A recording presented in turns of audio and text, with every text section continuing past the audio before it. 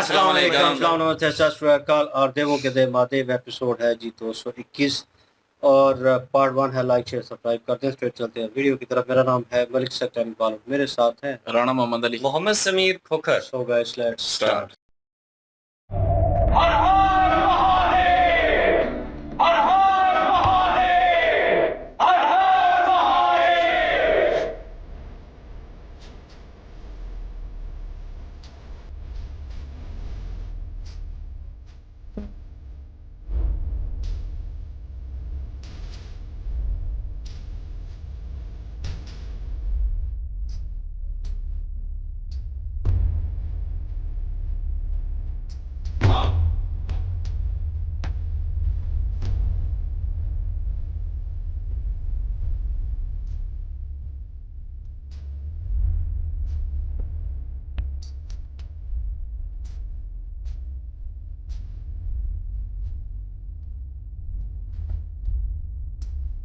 अब हमें आज्ञा दीजिए प्रभु।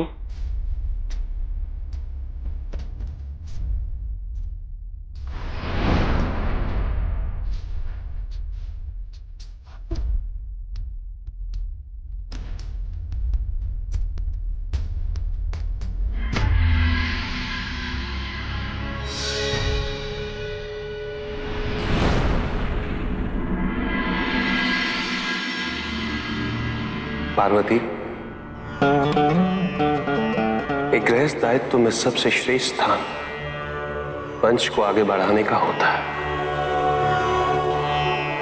अब हमें भी अपने पुत्र के जन्म हेतु तत्पर रहना होगा।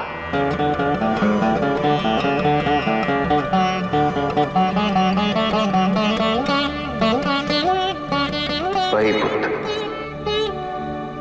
जिसकी प्रतीक्षा समस्त संसार कर रहा है, वही पुत्र जो मेरे दिए गए वरदान का दुरुपयोग करने का दंड तारकासुर को देगा।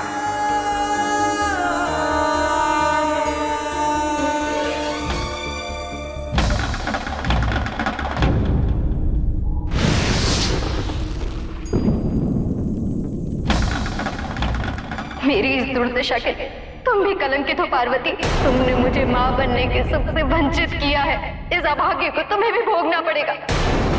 मैं तुम्हें श्राप देती हूँ कि तुम संतान तो कभी नहीं भोग पाओगे, कभी नहीं।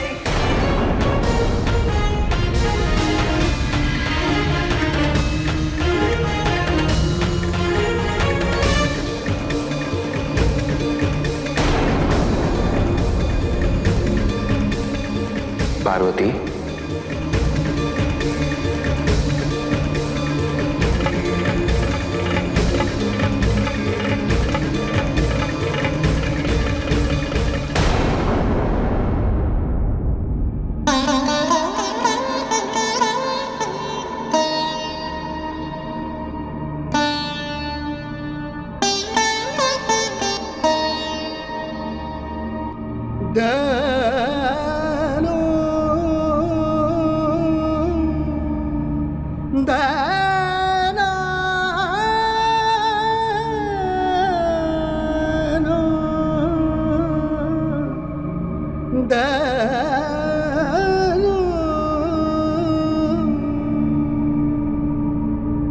हमें क्षमा कर दीजिए स्वामी।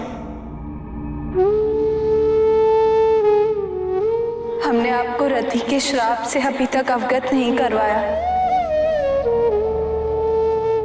किंतु हमारी मंशा आपसे कुछ छुपाने की नहीं थी।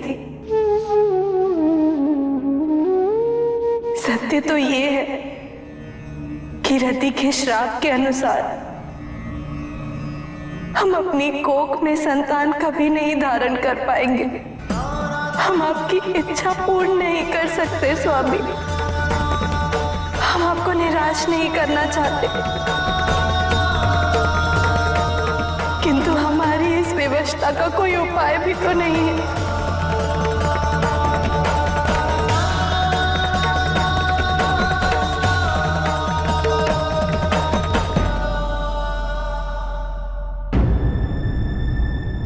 इतने दिनों तक पार्वती यहां रहकर चली गई, हम सबको पता तक नहीं चला। किंतु इस बात की भी प्रसन्नता है कि द्विरागमन की रीति समाप्त होने के बाद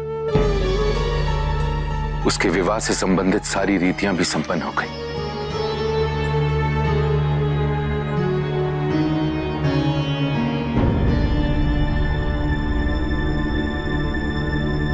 महारानी, क्या सोच रही हैं? हम ये सोच रहे थे महाराज कि आपका कथन सर्वथा उचित था। हमें अपने विचार और जीवन पद्धति से पार्वती के दाम्पत्य जीवन में हस्तक्षेप नहीं करना चाहिए।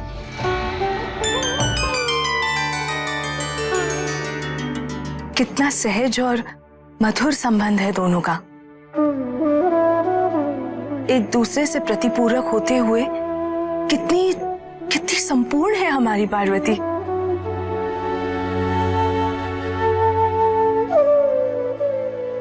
अभाव है तो केवल एक पौत्र सुख का।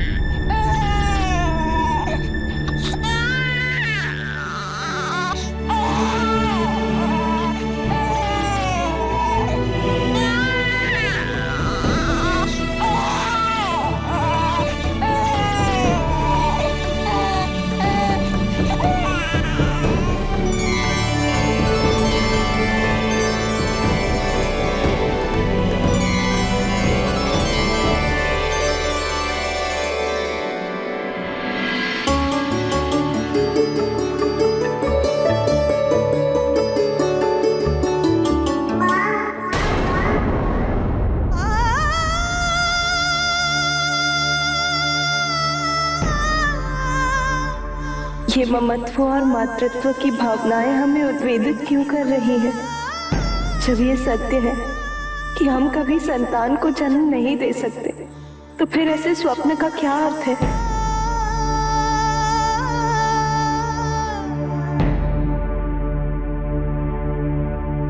माँ,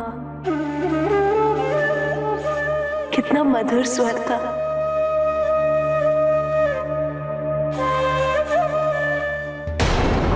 मैदानों, असुरों के साम्राज्य में आपका स्वागत है। आपने अपनी विशिष्ट सर्जन शक्ति से हम असुरों के लिए बहुत से भव्य नगरों का निर्माण किया। आप देवताओं के भी अति प्रिय हैं। आज जो कार्य हम आपको सौंपना चाहते हैं, उसकी विशिष्टता आपके व्यक्तित्व को और भी विशिष्ट बना देगी और अनंत काल तक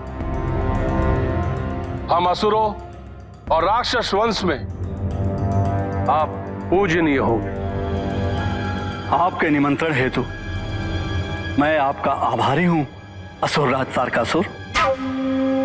मैं ये जानने के लिए उत्सुक हूं कि कौन सा वो विशिष्ट कार्य है जो आप मुझसे करवाना चाहते हैं।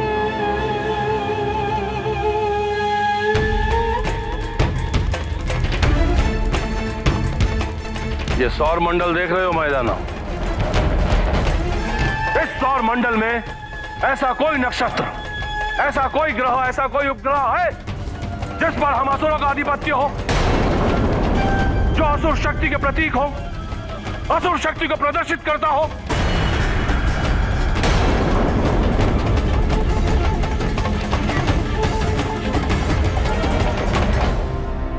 नहीं है, नहीं है, परंतु अब होगा। हम आपकी सहायता से इस सौर मंडल में त्रिपुर का निर्माण करवाना चाहते हैं। क्षमा करें असुरराज, किंतु मैं समझा नहीं।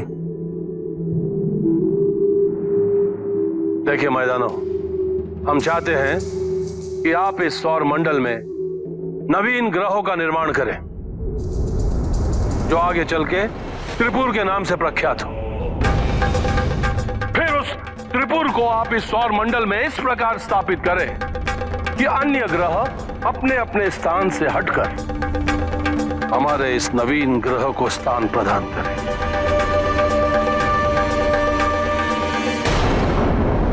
संपूर्ण ग्रह अपनी दिशा परिवर्तित कर दें और देवताओं के आधिपत्य का अंत हो। उचित है असुरराज, किंतु ये कार्य कठिन भी है और विध्वंसकारी भी। सृष्टि की गति में लेश मात्र हस्तक्षेप से प्रलय और घनघोर आपदा की स्थिति उत्पन्न हो सकती है।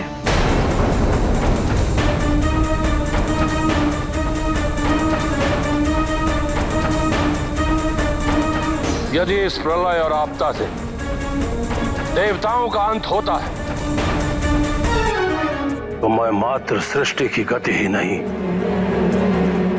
सूर्य को भी विकेंद्रित कर दूंगा। मैदानों, आप त्रिपुर के निर्माण का कार्य आरंभ करें।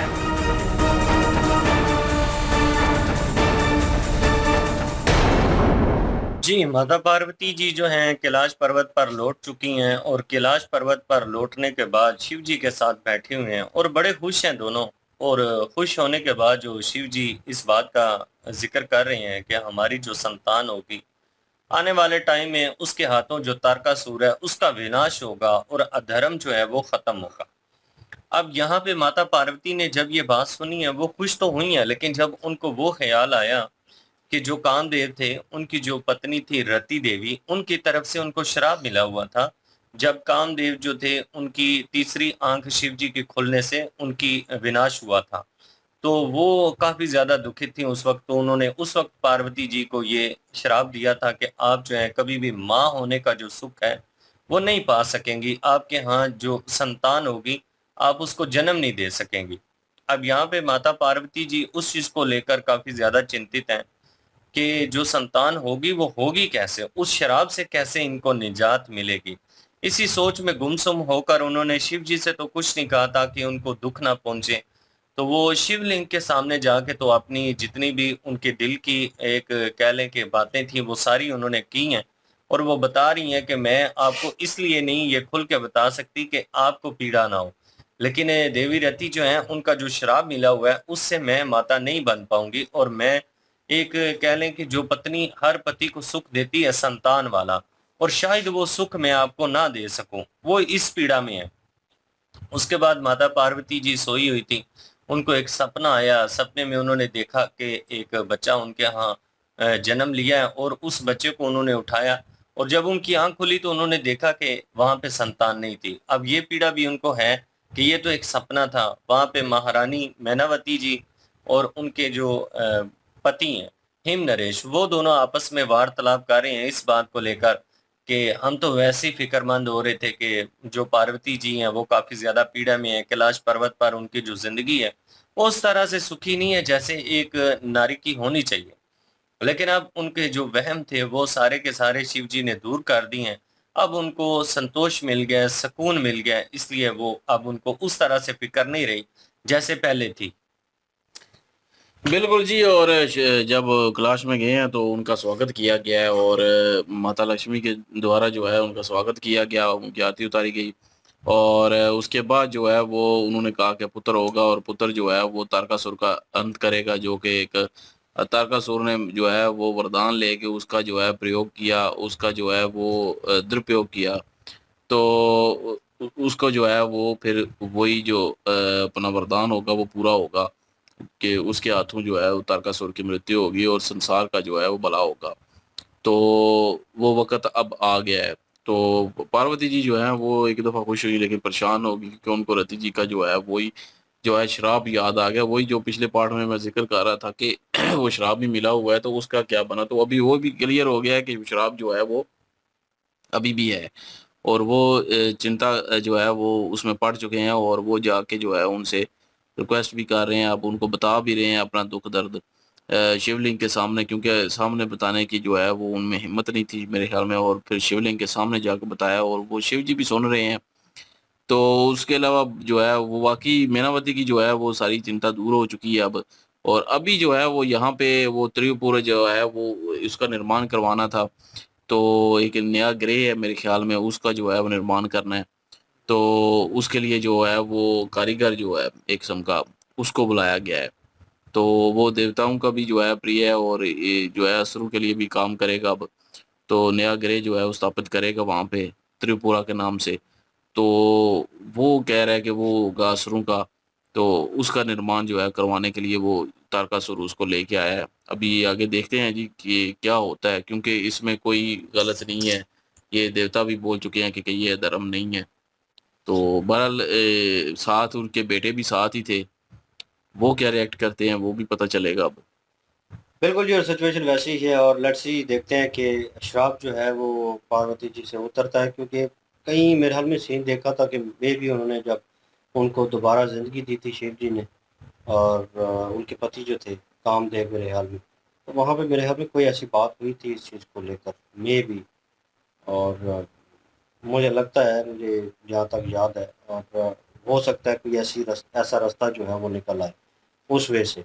तो सेकंड थिंग ये है कि असुर जो है अपना पूरा ज़ोर लगा रहे हैं, और वो जो निर्माण कर रहे हैं वो कह रहे हैं कि जो सिस्टम चल रहा है सॉल्वर का सारा, उसमें हम चेंज करेंगे। और जहाँ पे इन्होंने निर्माण करना है, इसका क्या नाम है, त्रिपुर का, मतलब एक नया स्यारा जो है वो अपना, जो इनका अपना होगा, तो वो उसको किसी और की जगह उसको हटाकर अब उस वहाँ पे रखना है। मेरे ख्याल में ये इसमें काम जो है ख़राब हो सकता है। मे बी इनको लग रहा है ठीक है, क्योंकि वो जो जिस बंदे को उन्होंने बुलाया है और वो भी इस चीज़ के ऊपर हैरान हो रहा था, लेकिन उसने बाद में इनकी बात को मान्य कर लिया है और वो उसकी तैयारी में लग गया। लेट्स सी जी, देखते हैं नेक्स्ट पार्ट में क्या सिचुएशन होती है। तो लाइक शेयर सब्सक्राइब कर दीजिएगा। इंशाल्लाह मिलते हैं नेक्स्ट वीडियो में। अपना ख्याल रखिएगा, तो हम याद रखिएगा। तब तक के लिए अल्लाह हाफिज़, पीस।